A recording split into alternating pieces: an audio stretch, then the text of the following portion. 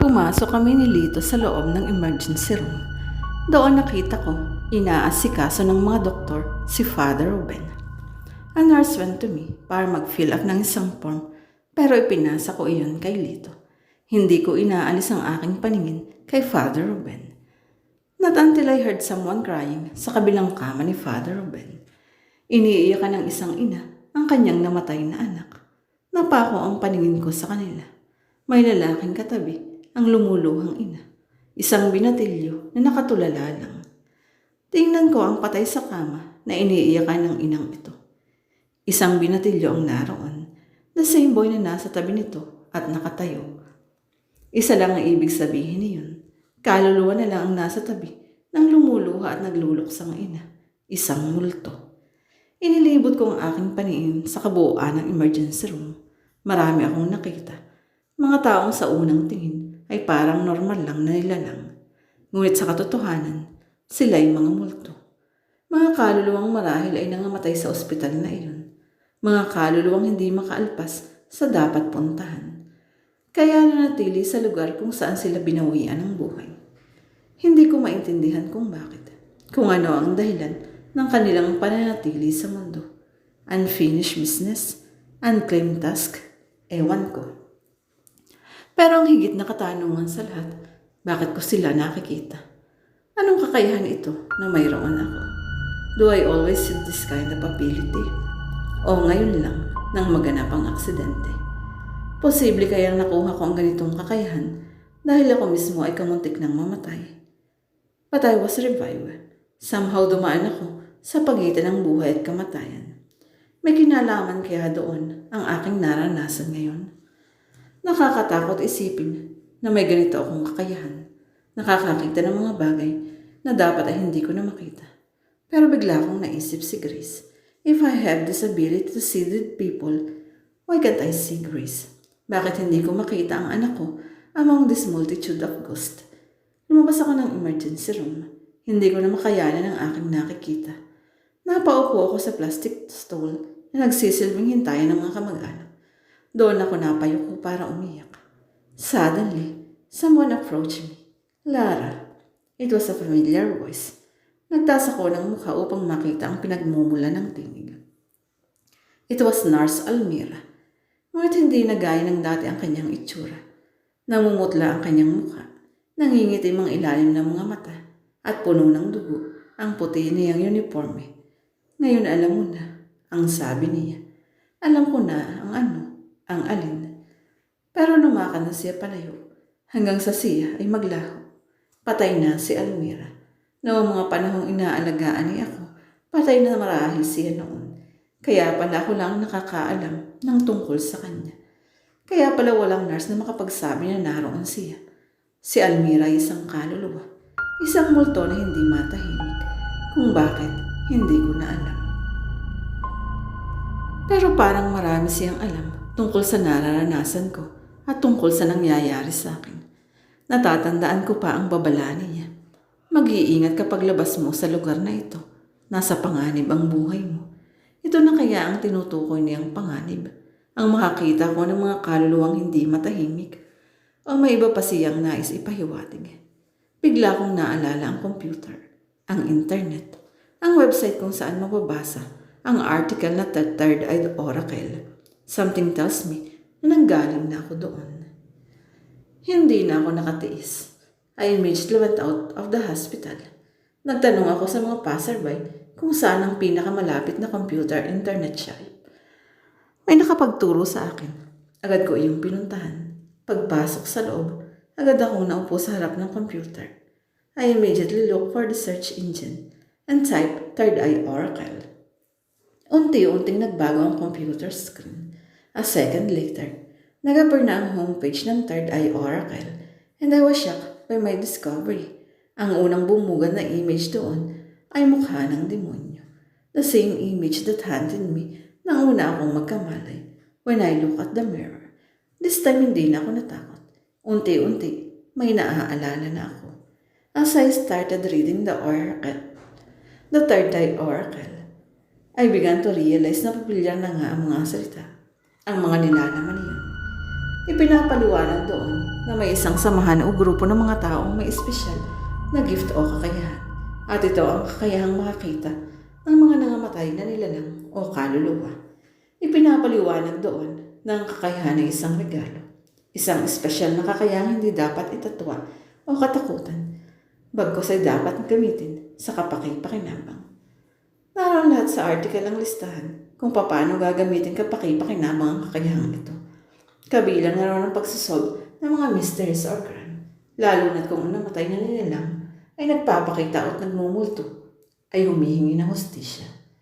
Ipinapaliwanag din sa article na may iba't ibang dahilan ang manifestasyon ng mga kaluluwa o ghost. Kadalasan, humihingi ng hustisya. Ang iba naman, nananatili sa mundo dahil hindi pa natatanggap ng husto ang sinapit na kamatayan. Ang iba na natanatiling nagmumutlo dahil ayaw palayain ang kanilang mga naiwanan. A strong feeling or emotion can hold a ghost in one place. Emotions are like magnets that attract ghosts. Emotions such as deep love, hatred, sadness, and guilt. Natigilan ako nang mabasa ko ang bahaging iyon. I am haunted by guilt sa pagkamatay ni Grace. Yet bakit hindi ko pa siya nakikita? Bakit hindi magpakita ang kanyang kaluluwa? So far, nakita ko ng multo ay ang matanda, ang nurse na si Almira, at ang dalawang dalagitang katabi ni Father Ruben. Sa ospital nakakita rin ako ng maraming kaluluwang ligaw, nananatiling nakakapit sa emosyon ng mga mahal sa buhay. According to the article, ghosts are everywhere. Nakikita ito ng isang may third eye, just like a normal person, but only scarier dahil nagpapakita ang kaluluwa sa anyong sinapit nila ang kanilang katapusan. Kung ang isang tao ay namatay ng nakabigti, yung anyo nitong may lubid sa leg ang makikita ng may third eye, kagaya ng makita ko ang dalawang dalagitang katabi ni Father Ruben. At bakit sila galit kay Father Ruben? May kinalaman ba sila sa nangyari sa pari? Kagagawan ba nila kaya inatake ang pari? Nagpatuloy ako sa pagbabasa hanggang sa malaman ko ang mga bagay na dapat malaman patungkol sa pagkakaroon ng third eye. And it seemed na tila nabasa ko na ang mga bagay na ito. They were all familiar to me. Hindi ko lang maalala kung saan at paano. But one thing is for sure, bago pa ako magka-amnesia, alam ko na ang tungkol sa third eye oracle. I discovered it on the net, and I read it for myself dahil isa ako sa mga nilalang na may third eye. Maybe before the accident, sanay na akong nakakakita ng multo. Pero nang maburang ala-ala ko, nawala din sa isip ko ang kalamang may third eye ako. Kaya ikinabigla ko ang unang pagpapakita ng kaluluwa sa akin. Bakit parang hindi alam ito ni Mark? Bakit parang hindi niya inopen sa akin ang tungkol sa bagay na ito? Anong posibleng itinatago sa akin ng asawa ko kung may itinatago man siya? I went out of the internet shop at kaagad din akong bumalik sa ospital. Malungkot ang aking driver nang lapitan ko. Kanina pa raw niya ako hinahanap. Bakit anong nangyari kay Father? Ang tanong ko. Wala na siya. Ang sabi ni Mang Lito. Patay na raw si Father Ruben. I walked to his cubicle to see his dead body. I was hoping to see his ghost, but I did not see anything. But his remains. Hindi ko magawang umiyak sa pagkawala ni Father Ruben, for I don't know him. Pero nalungkot ako. Nalungkot ng lubos. Nalungkot din ako dahil ako ang kailangang tumawag kay Mark para ibalita ang nakalulunos na pangyayari. Mark was close to Father Ruben. He did not cry though, but when I saw him nang sumugod siya sa ospital, I saw the great sadness in his eyes. Sinasabi ng doktor na atake sa puso ang pumatay kay Father Ruben. This is due to so much stress. Pero gusto kong i-discuss kay Mark ang tungkol sa nakita ko bago namatay si Father Ruben. I waited for us to get home bago ko binanggit sa kanya ang tungkol sa third eye oracle. Have you heard it? What? Tanong niya habang nagbibihis ng pangtulog sa loob ng aming kwarto. Third eye oracle, mariin kong sabi. What is that? Pagtataka ni Mark. It's a website sa internet.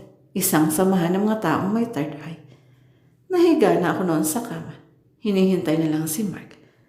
He walked towards the bed and he sat down first. Why are you asking me about it? Dahil I'm afraid I am the one of those people, Mark. May third eye din ako. Which means, Nakakakita ako ng multo. May multo ka bang nakikita sa mga oras na ito? Nasaan? You are making fun of me already. No, seryoso ako. Wala akong nakikita sa ngayon. Pero kanina habang nag-uusap kami ni Father Ruben, kitang-kita ko, may kasama siyang dalawang dalagita na galit sa kanya. They were ghosts. Sila ang pumatay kay Father Ruben. I thought they were ghosts. How can they kill Father Ruben if they cannot even touch him? Ewan ko kung papaano. But somehow, sila ang responsible. Heart attack ang ikinamatay ni Father Ruben ayon sa mga doktor.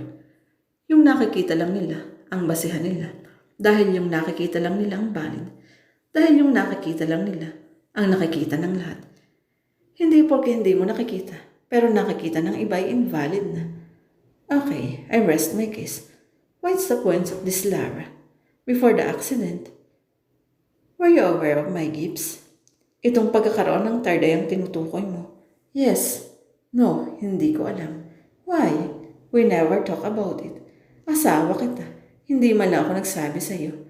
Yes, wala kang binanggit. Anong klase akong asawa? Tahimik, mapag-isa. Probably because you are already suffering on that thing na sinasabi mo. Ewan ko. How can a wife not tell his husband about this thing? It's not all your fault. It wasn't there for often. Lagi akong abala sa trabaho. Si Grace ang naging confidant mo. Alam ni Grace na may ganito akong kakayahan. Ikaw ang makakapagsabi, Lara. Nalulungkot ako, Mark. Am I that strange? You are special. Yun ang alam ko. Bakit ako nagkaroon ng ganitong kakayahan? Paano ako nagkaroon ng third eye? Niyakap ako ni Mark para aluin.